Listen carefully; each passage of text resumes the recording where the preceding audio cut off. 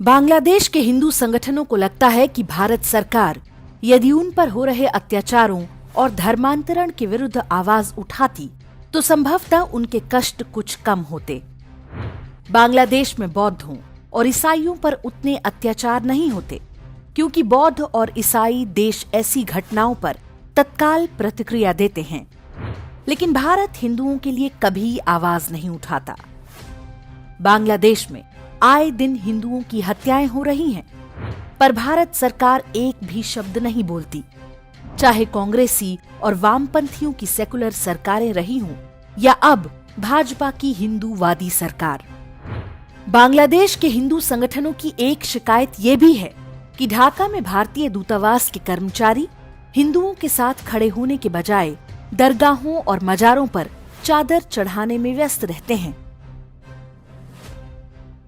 बांग्लादेश के हिंदू संगठन समझ नहीं पाते कि ये एक प्रकार का अंतर्राष्ट्रीय तृप्तिकरण है। उन्हें पता ही नहीं कि भारत में आए दिन हिंदुओं की जो हत्याएं होती हैं, भारत का शासन तंत्र उनके लिए भी आवाज नहीं उठाता। प्रदर्शन आंदोलन करना तो दूर, विरोध में एक ट्वीट तक नहीं करता। कमलेश तिवारी की गर्दन कट गई, चंदन गुप्ता को तिरंगा लहराने पर गोली मार दी गई, हर्षा को स्कूल में यूनिफॉर्म के समर्थन में बोलने पर चाकुओं से गोदा गया, किशन भरवाड़ को तो केवल इसलिए मार दिया गया क्योंकि उसने भगवान कृष्ण को अपना आराध्य कहने का साहस दिखाया था। भारत के सेकुलर शासन तंत्र ने जब इनके लिए मुंह नहीं खोला तो बांग्लादेश के हिंदुओं के लिए क्यों बोलेगा?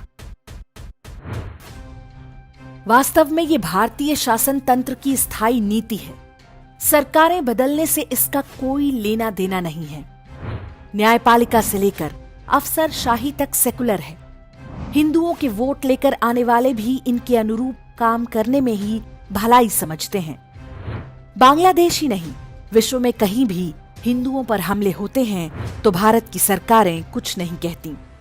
उनकी प्रतिबद्धता हिंदुओं के लिए नहीं बल्कि भारतीयों के लिए होती है, जबकि अन्य मजहबों के पास भारतीय होने के साथ साथ अल्पसंख्यक होने के विशेषाधिकार भी हैं।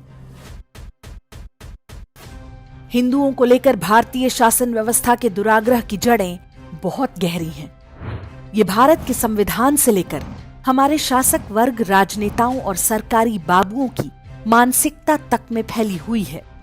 ये एक तरह की हीन भावना है। वो डरते हैं कि हिंदुओं की बात करना राजनीतिक रूप से उचित नहीं होगा, इससे उनकी स्वीकार्यता कम हो जाएगी। कतर जैसा कोई छुटभैया देश नाराज हो जाएगा या टीवी चैनलों पर उनसे इस बारे में कोई प्रश्न पूछ दिया जाएगा।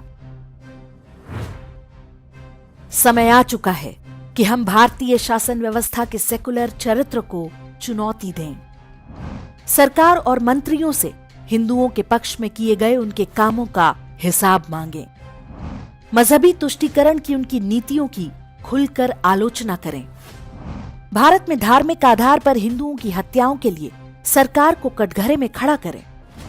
विदेशों में किसी भी हिंदू पर अत्याचार के विरुद्ध भारत सरकार को बोलने को मजबूर करें।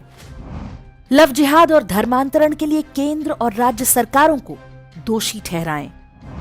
हिंदुओं के धर्मांतरण पर पूरी तरह प्रतिबंध की मांग करें। न्यायालयों के हिंदू विरोधी निर्णयों पर खुलकर बोलें और लिखें। सेकुलर और हिंदू फोबिक सरकारी अफसरों की पहचान करें और उनकी सार्वजनिक आलोचना करें।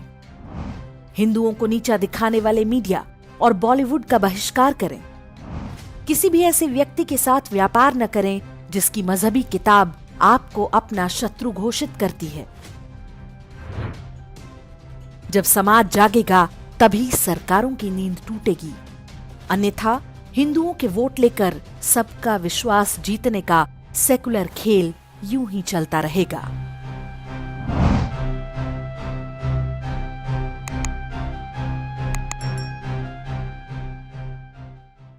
इंडेक्स ऑनलाइन के वीडियो समाज को समर्पित हैं। आप इनको डाउनलोड करके जैसे चाहे वैसे प्रयोग कर सकते हैं। चाहे तो आप हमारे टेलीग्राम चैनल से जुड़ सकते हैं। वहां सारे नए पुराने वीडियो आपको मिल जाएंगे।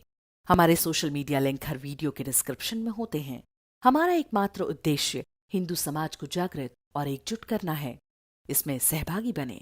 धन्यवाद।